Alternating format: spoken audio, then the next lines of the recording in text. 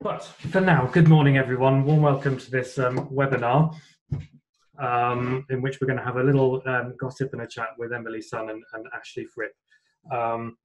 We are so proud at ROSL of our annual music competition.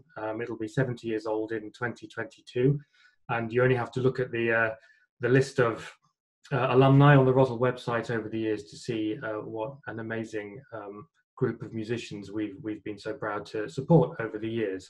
The annual music competition really is one of the jewels in the crown of ROSL. My name's Geoff, and I'm the artistic director for the Royal Overseas League and have been for nearly 4 years now.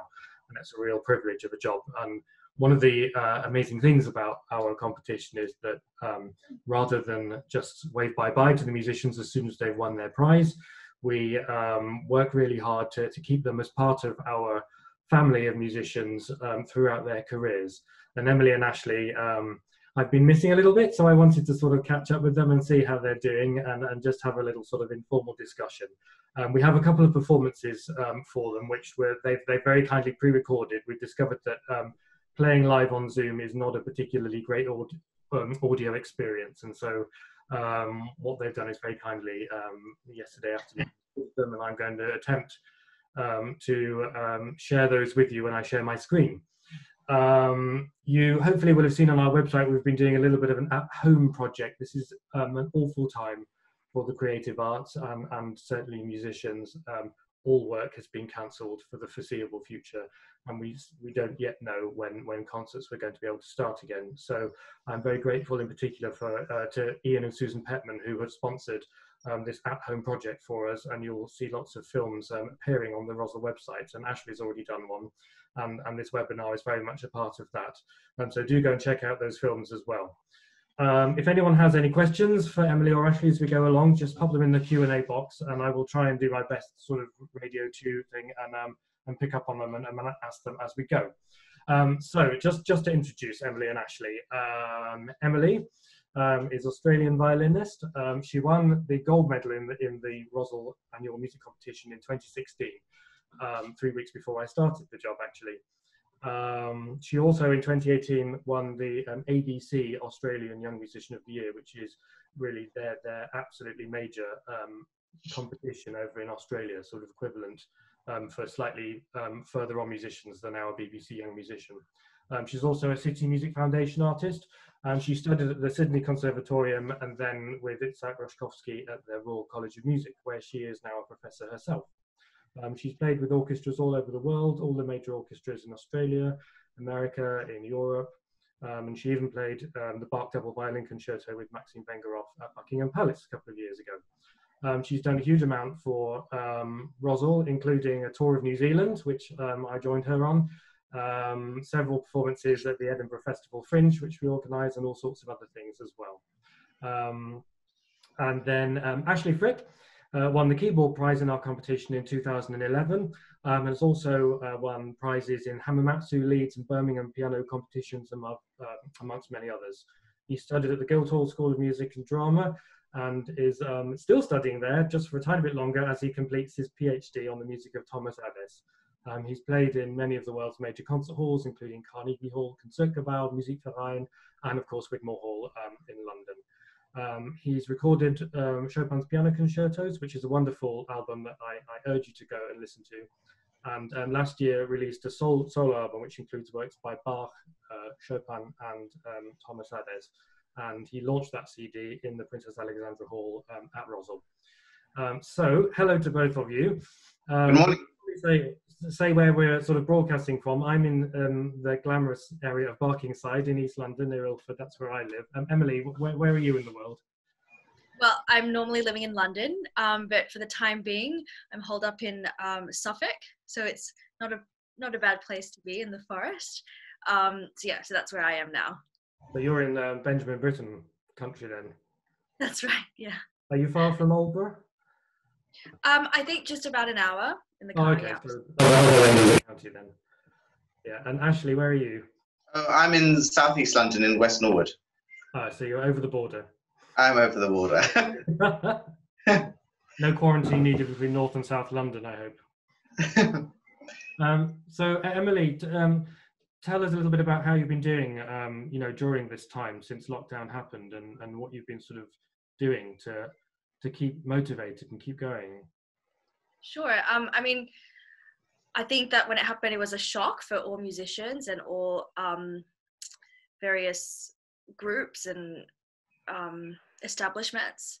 But I think that there's actually been an amazing energy from everyone, from all directions, to sort of keep music and art going in whatever form we can. And that energy has kind of been quite, it's been motivating already, just to see sort of so many people coming from all over the world trying to continue what we do. For example, the ROSL at home as well. I mean, that's really given all of us motivation to keep sharing our music, although it's not in a traditional sense an audience that we can feel, but to know that our music is still going out there is incredible, and that gives us and me motivation to keep going, to keep working, to keep exploring new music to share with people. And so during this time for me myself, I have been teaching online, as many musicians have been, and that also does give me motivation, because I have to inspire my students to keep working. And because of that, everything I tell them, I also inevitably tell myself. And as I tell them, actually now is the time, you know, we are blessed with time now. That's what everyone is blessed with. And as musicians, as artists, we need that time, actually, that we don't get a lot of the time, you know. So I just said time a lot, but you need time to be inspired. So I've encouraged them and myself to listen to different types of music, just to listen to any type of music where you might find inspiration. You might find something that you've never heard before and you want to play, or something that you know really well, but you've discovered a different way to interpret it, where normally in life, when you're sort of rushing, you might not have that space in your mind to reconsider a lot of things that we find obvious in music, having played music our whole life. So that has been really interesting for me, to sort of look at things in a different way that I normally wouldn't do. So I've been teaching, playing, recording. We sort of set up this, got these microphones and lights everywhere, this sort of home video studio. Yeah, I must say, when you sent through your little video for us to play a little bit later, you've got an amazing acoustic in that room you're in. So you have a very good home setup. Yeah, we just sort of, exactly, we just thought, well, we don't know how long this is going to go for. Yeah. And so good to get things running. And maybe after the lockdown too, it's a useful tool.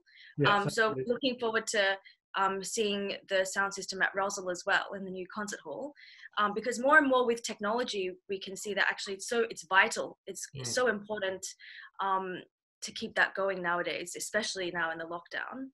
So technology, that's been really interesting for me to discover more about. I got an iPad and I've started using scores on the iPad, which I swore I would never do.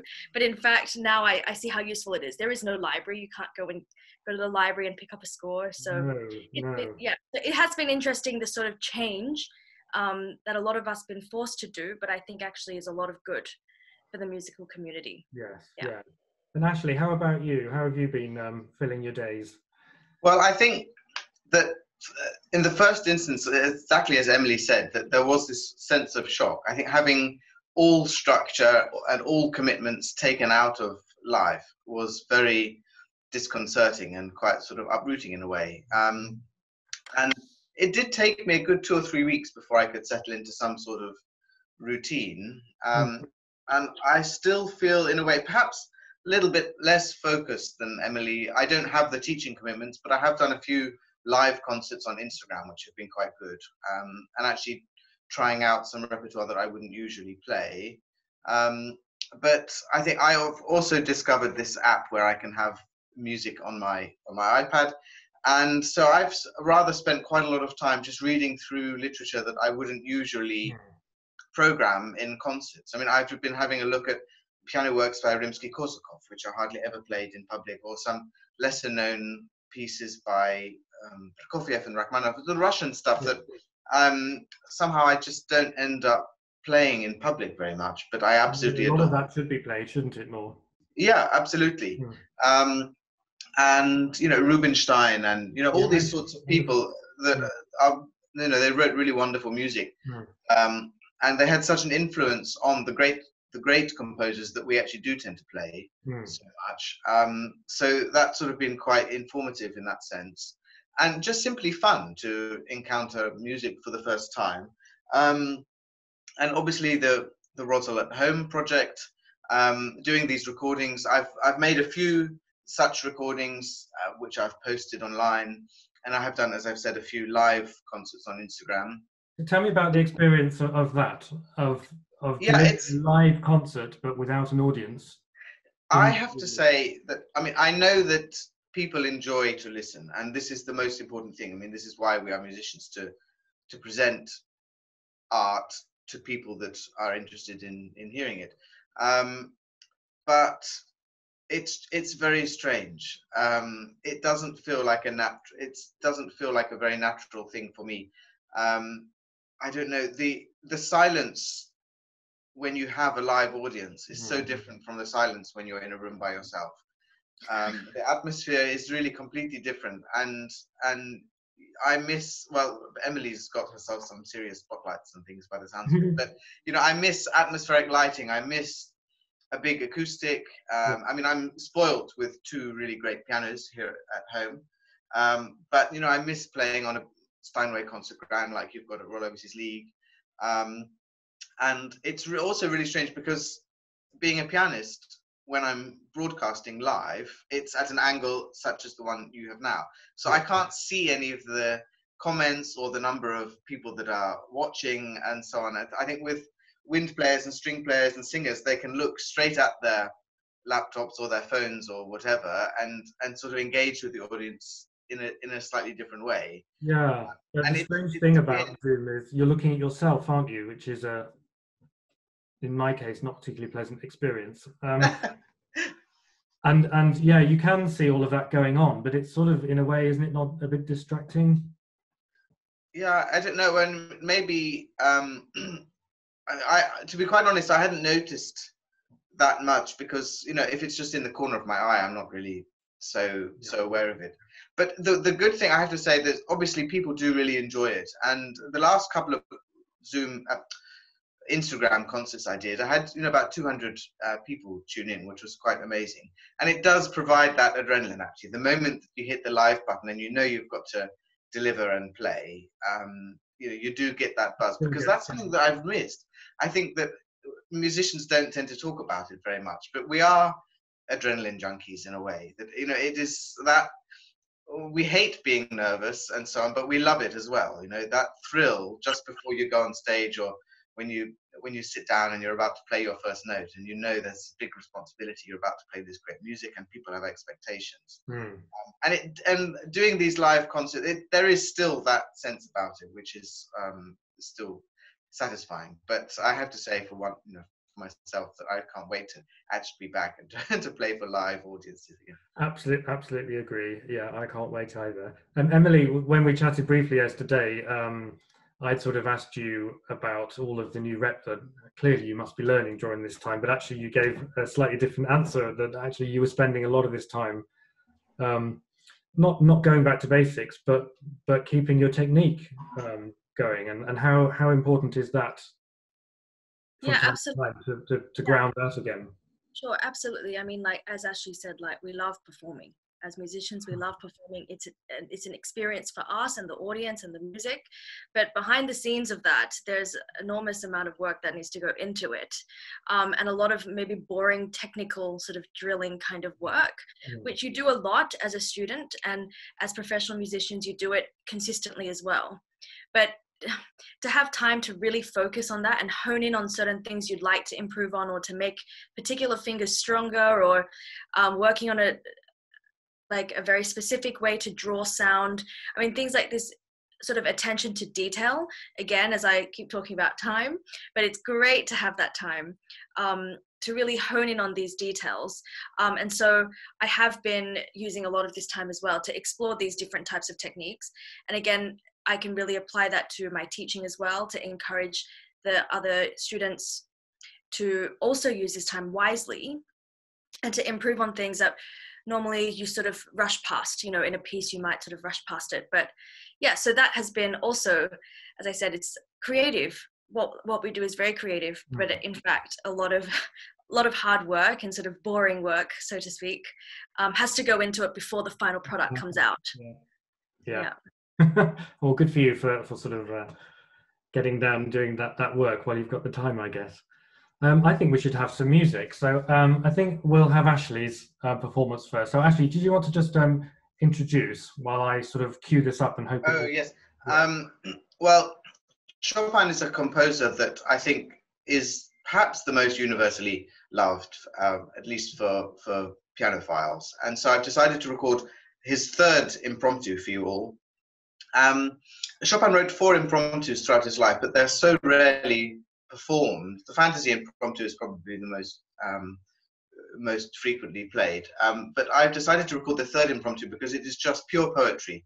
And it is seldom performed. It just begins with this incredible solo line that just wafts up, and the music, it's just almost without shade. It's just so radiant and absolutely glorious. I mean, it is just fabulous. And there's this wonderful, this central section is very evocative of a cello solo. One of the only pieces that Chopin wrote for anything other than solo piano was, of course, his cello sonata. One of his closest friends was a great cellist, and that sonata was written for him. And I like to think that there was also that sort of influence in this sonata, in this impromptu, because they were written at similar times. So yeah, it's beautiful. I hope that you'll all enjoy it. Great. Okay. Well, cross your fingers. Let's hope this works. I'm going to share my screen and hopefully play this video.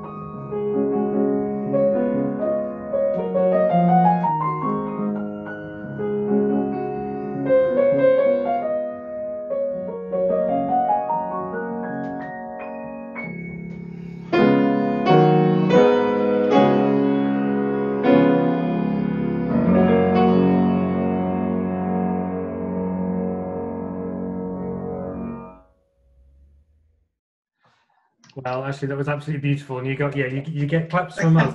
The other thing that you don't get, of course, is an audience applauding you at the end of your pieces, which is a bit of a shame, isn't it? But I'm sure everyone at home is. Really stunning playing as ever, Ashley. What is it about Chopin that sort of you enjoy so much? Because you've recorded and play a lot of his music, don't you? Yes, I don't know. I've always sort of felt an affinity with his music, and I think he's an unusual combination of opposites in a way. I mean, his music, of course, is very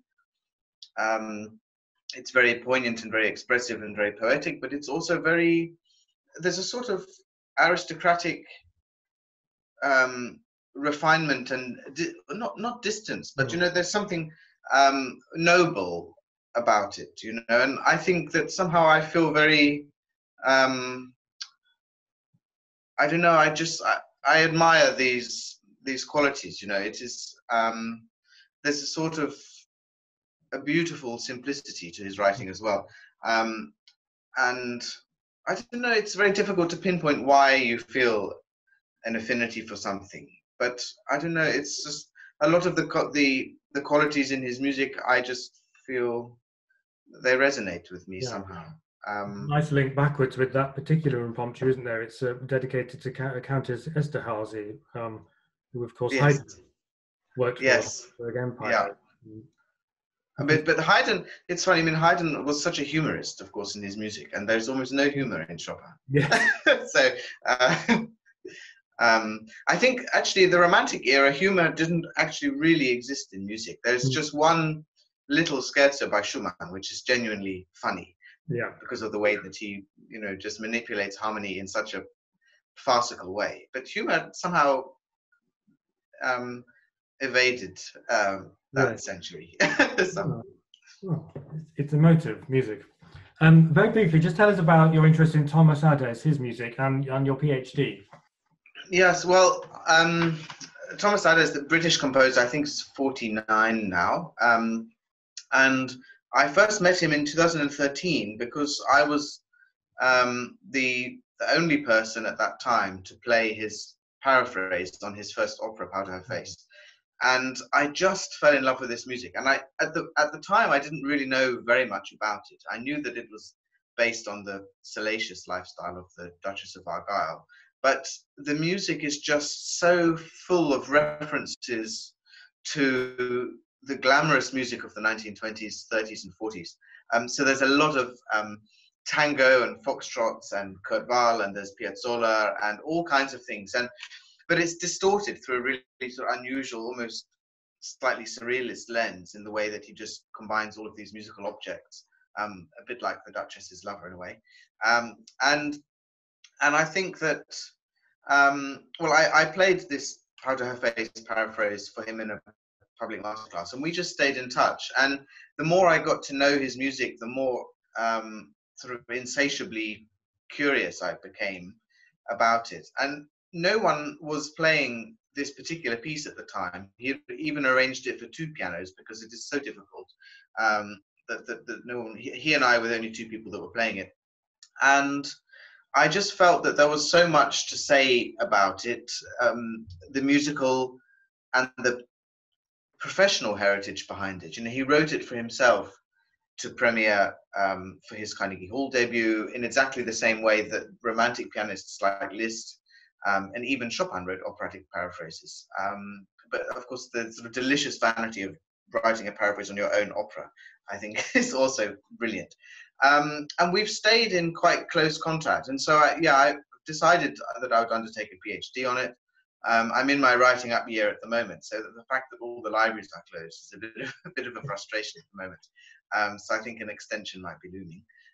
But he has been fantastic at working with me, and he's been helping me write my fourth chapter as well, which is discussing details on interpreting his music. Because last year I went to Prussia Cove.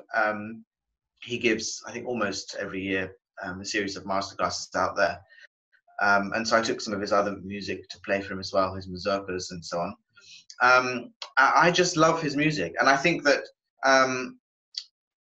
a lot of people, and well, not only audience members, but a lot of musicians also find contemporary music to be quite challenging to interpret as well, because sometimes you either feel that the music is so prescriptive in how it's written that you don't actually have any interpretative freedom. And it can be quite difficult to genuinely feel something. It's not necessarily emotionally evocative music. But with Thomas Adès, I've always felt, and I think that his sort of meteoric fame and success is really down to the fact that there is a real narrative in the music. You can listen from the beginning to the end, and you really do actually feel a cohesive journey that you're undertaking. And it's just fascinating. And I've learned so much about this particular piece, this Powder Face concert paraphrase. And I recorded it, and as Geoff pointed out, it was on my last CD, which I launched at ROSL, and Thomas Adès even came along. He had a Wigmore recital the day before and the day after, but he still took the time to come to that concert, which I thought was amazing.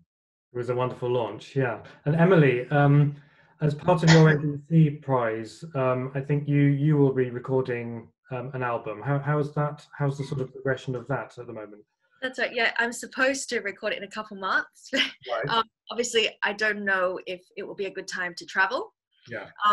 So that's sort of up in the air. But yeah, that will be with the ABC. What are the plans for that album? Sorry? What will the repertoire be? Yeah, so it's an all French album. In the past couple of years, I've been studying with the great French violinist Augustin Dumay. And so obviously with his influence, we worked a lot on French repertoire. And so that's sort of what the theme of the album will be. So a mixture of the big sonatas and smaller salon pieces. Yeah, so looking forward to that when it happens. Yeah, well, I can't wait. And maybe we can do a little European launch event. Oh, I'd love to do it at ROSL. Yeah. And how is the music scene generally in Australia coping at the moment? It's obviously awful all around the world, but have you heard from sort of friends and colleagues over there? Yeah, I mean, yes, as you said, it's awful all around. Seems like there are some good initiatives coming out of Melbourne. I know they launched a Melbourne Digital Concert Hall pretty much instantly after the lockdown. But again, because the recovery time seems a little bit faster there. And so it looks like concerts may be able to start sooner rather than later. Yeah. That's great. Yeah. Well, I think we should have a little bit more music. So Emily, do you want to tell us about your performance? Sure. So I recorded Ysaï's solo sonata for violin. It's the fifth one, the first movement of the fifth one.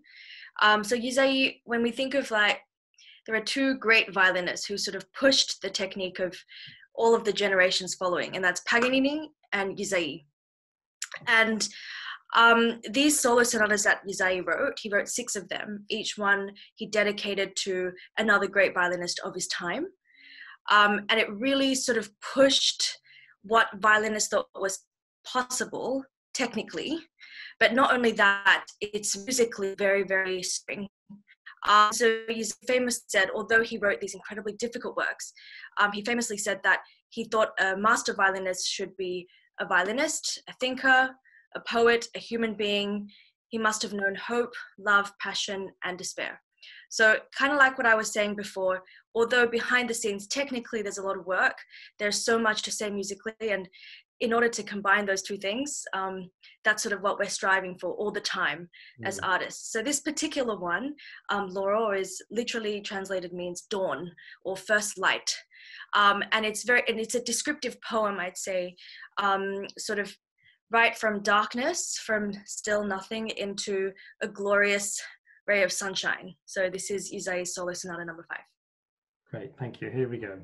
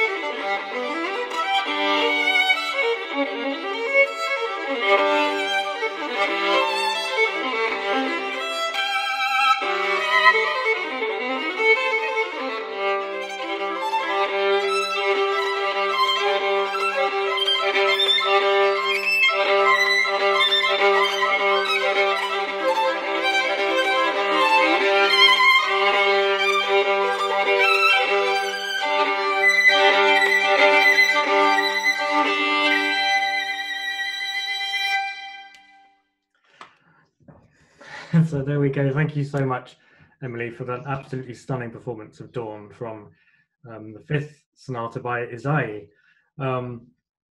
When all the entries come in for the competition, I often hear just the third one, which does seem to be the most popular for violinists to play, but they really all deserve an outing. But number 5 in particular, I think, is just beautiful. So it's great to hear you play that.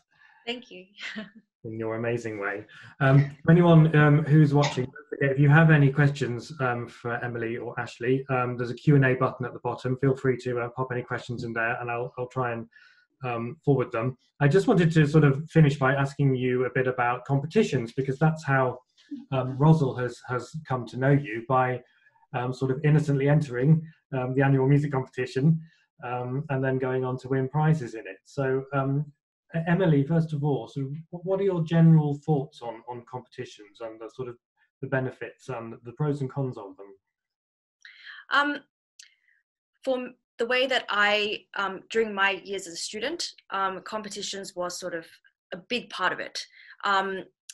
It's a sort of a long-term goal that you can work towards that might be separate from what you're doing in your institution as a student, sort of progressing into a more professional path. Things that you have to learn when you're entering a competition are things like programming. You know, you've got to select your own program, and works that you think show yourself best, works that show your strengths, works that you believe in. And that actually is a really important step of growing as a musician. Instead of someone else dictating you, saying you must play this in your exam and you must play that, it's sort of the first chance you get to sort of be free and to express yourself and play stuff that you believe in. So I learned a lot just from putting programs together. You learn a lot about yourself and your musical taste and your musical style. So I think that is absolutely one big thing. Second big thing, of course, is having this goal to work towards, and that at the end, no matter of the result, you feel proud of what you've done. With every competition, you'll inevitably improve. It's impossible not to, because you're working towards this goal. You've put this program together and you want to present it the best way that you can in front of judges, in front of your peers, in front of an audience. And so for me, I think competitions, especially the ROSL one, having entered it several times and each time learning from the last experience. And also just the fact that it's sort of multi-instrumental. It's not based solely on, let's say, violin or piano, on your technique or on whatever. It's really a musician as a whole. And I think that actually is very special. And because it's not, people say, Bartok said competitions are for horses. I agree. Yes, that's true. When you might do something like a violin competition and there are all these technical things prescribed. Yes, it's like competing horses. But in this case, I think it's not. It's really showcasing an artist and what you believe in. So I strongly recommend all of my students to do competitions. I think it's incredibly beneficial and very important for young musicians to go through, as long as you go into it with the right attitude and to learn from every single experience. Yeah. Ashley, what are your thoughts? Anything to add? Yeah, well, I think that Emily's hit the nail on the head. That competitions are a necessary evil, not only in terms of career development, because of course they do provide concerts and obviously financial prizes, but the type of work that goes into preparing for a competition is extraordinary, because often you have to present a huge amount of repertoire. Often competitions will have sometimes 3 or 4 stages and concertos or chamber music, particularly for pianists, and so you're required to present repertoire that you feel particularly strongly about, but you're also pushed out of your comfort zone, because a lot of the big competitions that I've done require you to play music from different periods, to showcase that you're a well-rounded or balanced musician, that you're strong across a field of different repertoire. And I think that, as Emily said, that knowing that you're going to be listened to almost under a microscope, and even an example like with the Royal Overseas League, where it's so big with all the different category jurors, it can feel a bit like playing for the United Nations or something. And I think at the end of the day, you realize that you just do your utmost in your preparation to make sure that every single note and every single detail is exactly how you wanted to speak.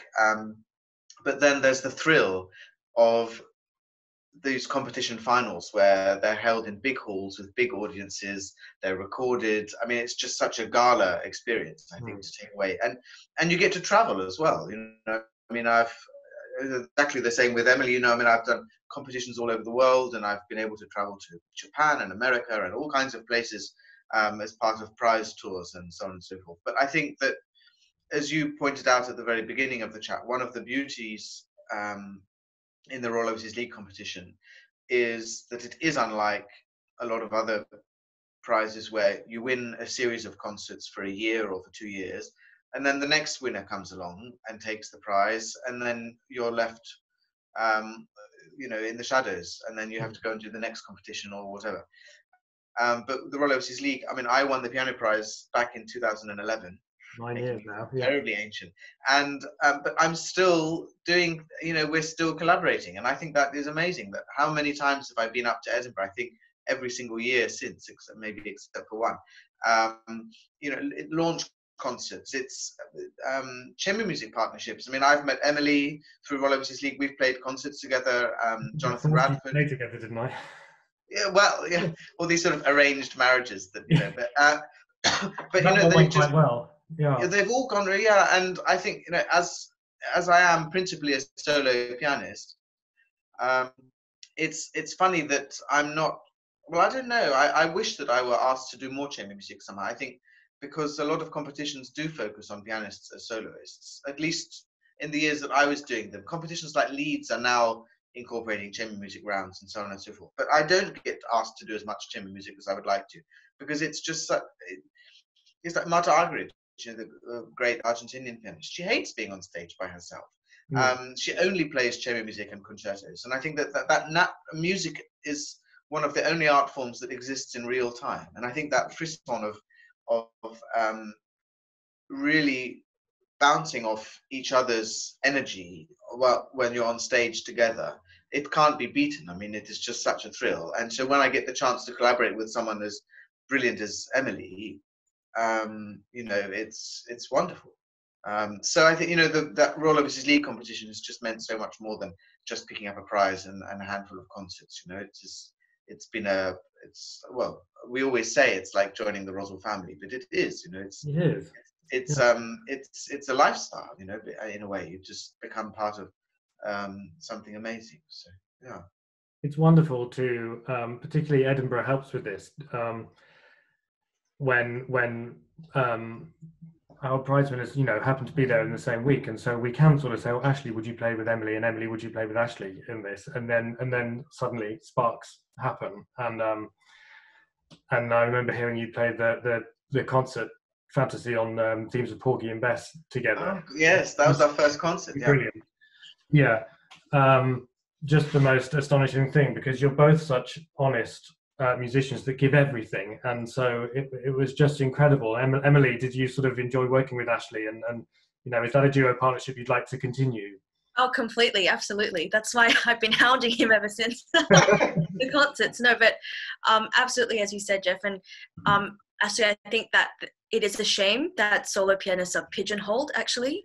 And as instrumentalists, we sometimes think, oh, they're solo pianists, they're too busy with concertos, they won't have time to collaborate.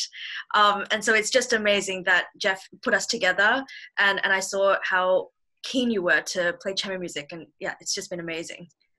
Yeah. That's great. Well, I think we've done about 45 minutes, so I think we'll probably leave it there, but I feel very blessed to see you both, and it certainly cheered me up. So thank you so much, Ashley and Emily. And I absolutely cannot wait until we can have you both back in the Princess Alexandra Hall for a live concert soon. Thank you so much for having us. It's been great to connect again.